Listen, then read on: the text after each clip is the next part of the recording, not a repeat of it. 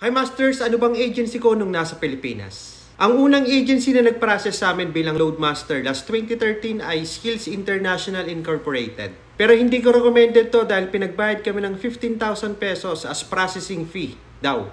Pagdating namin ng Saudi, tinanong namin yung HR ba't kami nagbayad ng 15,000 pesos.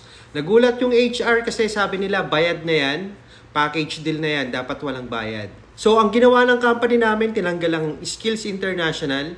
Kasi nung unang dating namin dito, naka-working visa lang kami. Tinatatak yan sa passport every 6 months or 1 year. Then after 2 years, pinauwi kami ng Pilipinas. At ang nag-process naman ay Jobs Global Incorporated. Recommended ko tong agency na to dahil wala kaming binayaran and mabait sila. And shout out to you, Ma'am Raquel. At ang pinakaunang agency ko naman nung umalis ako ng Pilipinas papuntang Doha, Qatar for Qatar Airways ay ipumps.com. Ito talaga wala kayong babayaran dito and maganda ang kanilang service. And recommended ko din i-search nyo workabroad.ph sa lahat ng gustong mag-abroad. Mandali na lang mag-apply ngayon kasi may mga Facebook pages na rin sila. I-search nyo lang kung anong gusto nyo yung trabaho. Kung may opening or hiring, lalabas yan. Pero pag wala naman, mag-register lang kayo sa kanila, then pwede kayong maglagay ng 3 trabaho ata na gusto nyo. And pag may hiring na, mag-i-email yan sa inyo na available na yung job na gusto nyo.